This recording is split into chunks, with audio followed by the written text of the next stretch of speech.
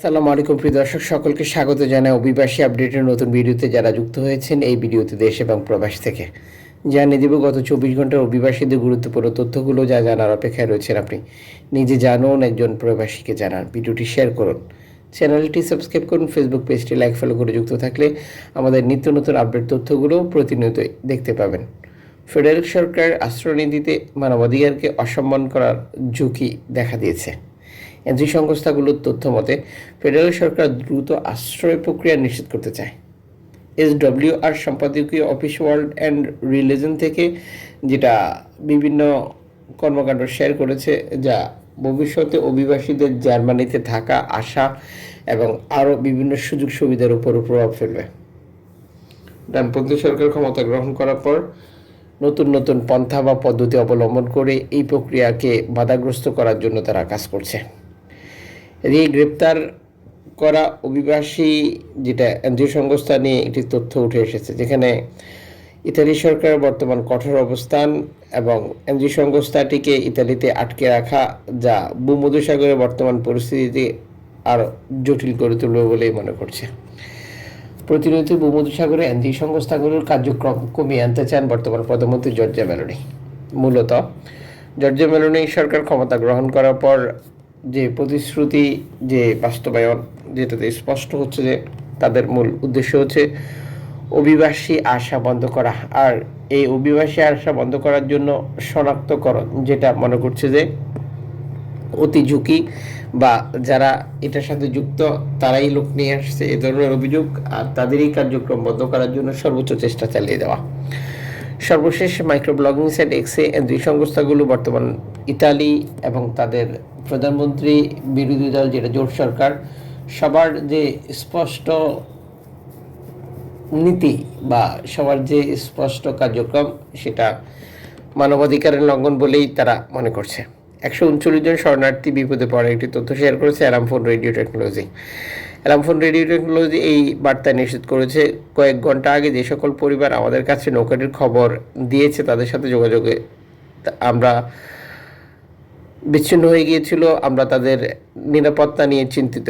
লিবিয়াতে ফিরে আসা যেটা সত্যি দুঃখজনক তাদের জন্য, যদিও তারা লিবিয়াতে ফিরে আসবে না, ফিরে আসার কোনো সুযোগ নেই। লিবিয়াতে ফিরে আসলে তাদেরকে মারধর করা হবে, অত্যাচার করা হবে, যেটা আগের মতোই পরিস্থিতি। তাদেরকে এই পরিস্থিতিতে গ্রিসে যাওয়াটাই উত্তম বলে আমরা মনে করি, যদিও গ্রিস কর্তৃপক্ষ এখনও বিষয়টি নিশ্চিত করেনি যে তাদেরকে উদ্ধার করা হবে অথবা কোনো অবস্থান, যা এই প্রতিবেদনে নিশ্চিত করতে পারেনি অ্যালামফোন।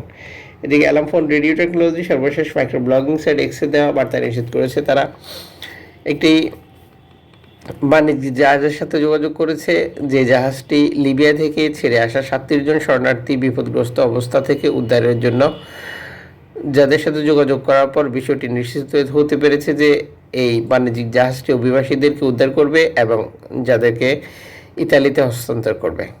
লিবিয়া থেকে ছেড়ে আসার পর নৌকাটিতে পানি ঢুকতে শুরু করে, আর সেই পরিস্থিতিতে অভিবাসীরা মানবিক দিক বিবেচনা করে সাহায্য কামনা করে। অ্যালামফোন রেডিও টেকনোলজি তথ্যটি পাওয়ার পরই একটি আন্তর্জাতিক সাহায্য আহ্বান জানায়, যেটার প্রেক্ষিতে সেখানে অবস্থানরত একটি বাণিজ্যিক জাহাজ সহযোগিতার হাত বাড়িয়ে এগিয়ে এসেছে, যাদেরকে ইতালিতে নামানো হবে। আমাদের পক্ষ থেকে স্পেশালি ধন্যবাদ এই বাণিজ্যিক জাহাজটির লোকজনের জন্য, যারা ভূমধ্যসাগরে বিপদগ্রস্ত অভিবাসীকে উদ্ধার করেছে এবং নিরাপদে ইতালিতে হস্তান্তর প্রক্রিয়াতে কাজ করছে। জীবন এবং জীবিকার সন্ধানে আরও উন্নত ভবিষ্যতের আশায় যে লোকগুলো আসে, তারা ভূমধ্যসাগরে যে বিপদে পড়ে, সেখান থেকে এনজিও সংস্থা, মানবাধিকার সংগঠন কার্যক্রম বা বাণিজ্যিক জাহাজগুলো যে ভূমিকা নেয়, যেটা অস্বীকার করার কোনো সুযোগ নেই। আল্লাহর মেহেরবানিতে এই শিপগুলোর উসিলায় অভিবাসীরা ইতালিতে পৌঁছাতে পারে বা প্রবেশ করতে পারে, যা যে নৌকাটি বিপদে পড়েছে আর সেই নৌকার অভিবাসী উদ্ধার হয়েছিল, তার থেকে ভালো করে কারোর পক্ষে বলা সম্ভব নয়। এদিকে ইউরোপের দেশগুলোতে একের পর এক অভিবাসী বিরোধী অবস্থান, একের পর এক কঠোর সিদ্ধান্ত। বর্তমান পরিস্থিতিতে মনে হচ্ছে যে সারা পৃথিবীর সকল সমস্যা বাদ দিয়ে শুধুমাত্র অভিবাসী হচ্ছে মূল বিষয়। ইউরোপের দেশগুলোতে সরকার ভাঙন, সরকার গঠন, একদল আরেক দলকে হুমকি, সব কিছুই অভিবাসী নিয়ে। টোটাল প্রক্রিয়াটি হচ্ছে ইউরোপের রাজনীতিতে অভিবাসী গুরুত্বপূর্ণ একটি বিষয় হয়ে দাঁড়িয়েছে, যেটা নিয়ে ব্যবসা করলেই দল সফল হয়। আর যে কারণে রাজনৈতিক দলগুলো এখন অন্য সকল বিষয়কে এড়িয়ে শুধুমাত্র অভিবাসী ইস্যুকে কাজে লাগিয়েই ক্ষমতা গ্রহণ করছে, যার প্রমাণ ইতালি, মাল্টা, জার্মানি, গ্রিস, সাইপ্রাস, এছাড়া আরও নতুন নতুন দেশ যুক্ত হতে যাচ্ছে। যেমন নেদারল্যান্ডের সরকার ভেঙে গেছে শুধুমাত্র অভিবাসী বিরোধী কার্যক্রমে অংশগ্রহণ না করার জন্য বিরোধী দলের ভূমিকা নিয়ে প্রশ্ন তুলে প্রধান রাজনৈতিক দল যেটা তাদের অবস্থান প্রত্যাহার করার পরেই মূলত সরকার ভেঙে যায়। সেখানেও মূলত তাদের দাবি ছিল অভিবাসী বিরোধী।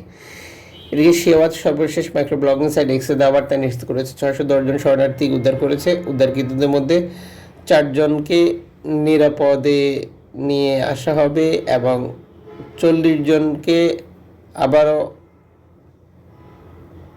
লিবিয়াতে পাঠানো হয়েছে, যেটা সত্যি দুঃখজনক বিষয়। বিষয়টা নিয়ে আমরা আরও তথ্য ইনফরমেশনের জন্য অপেক্ষা করব। যেহেতু বিপদগ্রস্ত অবস্থা থেকে অভিবাসীদেরকে উদ্ধার করা হয়েছিল, তাহলে তাদেরকে আবারও লিবিয়াতে ফিরিয়ে আনার কারণ কি, বা কি কারণে এই সিদ্ধান্ত নিতে হয়েছে, যেটার জন্য আমাদেরকে অবশ্যই অপেক্ষা করতে হবে। তবে যে অভিবাসীদেরকে আবারও লিবিয়াতে নিয়ে এসেছে, সত্যি তাদের জন্য সমবেদনা। কারণ হচ্ছে যে তাদের রিজিক নেই, যে কারণে তারা যেতে পারেনি। আমি এখন পর্যন্ত এতটুকু বলতে পারবো, এর বেশি কিছু বলার নেই। এদিকে তুরস্ক থেকে গ্রিসে যাওয়ার পথে রেকর্ড সংখ্যক শরণার্থী বিপদগ্রস্ত অবস্থায় বিভিন্ন উপত্যকা দ্বীপে অবস্থান করছে, যা মাইক্রো ব্লগিং সাইট এক্স দেওয়া বার্তা এজিয়ান বোট রিপোর্ট নিশ্চিত করে। যেখানে সর্বশেষ তারা বলেছিল যে বিপদগ্রস্ত অভিবাসীদেরকে এক স্থান থেকে অন্য স্থানে নিয়ে যাওয়ার জন্য এনজিও সংস্থাগুলো কাজ করলেও সেটি খুব কম সংখ্যক। এখানে আরও অনেক বেশি কাজের প্রয়োজন রয়েছে, যেটা বিপদগ্রস্ত অভিবাসীদেরকে উদ্ধার করার জন্য, সহযোগিতা করার জন্য। এদিকে লিবিয়া থেকে গ্রিসে আসার পথে পৃথক পৃথক 3টি নৌকা 200 জনেরও বেশি অভিবাসী বিপদে রয়েছে বলে একটি তথ্য নিশ্চিত করেছে alarm phone radio technology. Alarm ফোনের সাথে আলাদা আলাদা 3টি নৌকার শরণার্থীরা যোগাযোগ করেছিল, যাদের নৌকার ইঞ্জিন নষ্ট হয়ে গেছে, পানি ঢোকা শুরু হয়েছে বা বিভিন্নভাবে তারা ক্ষতিগ্রস্ত। এই পরিস্থিতি থেকে উদ্ধার করার জন্য তারা অ্যালার্ম ফোনের সহযোগিতা কামনা করেছে। যদিও অ্যালার্ম ফোন সহযোগিতা বার্তা পাঠানোর পর এখন পর্যন্ত তাদেরকে উদ্ধারের কোনো তথ্য দিতে পারেনি। টোটাল প্রক্রিয়াটি হচ্ছে গত কয়েকদিনেই লিবিয়া থেকে গ্রিসে আসার পথে রেকর্ড সংখ্যক শরণার্থী বিপদে পড়ছে, যা সত্যি দুঃখজনক, বিপজ্জনকও বটে। কারণ নতুন করে এই পথটি আবিষ্কার করে ইতালিতে না গিয়ে গ্রিসের একটি দ্বীপে আসা অভিবাসীদের জন্য গত কয়েকদিনেই ধারাবাহিকভাবে সব খারাপ খবর। নৌকাগুলো ধারাবাহিকভাবে বিপদে পড়ছে, যেটি আবহাওয়া পরিস্থিতি বা নানা কারণে ঘটে থাকে।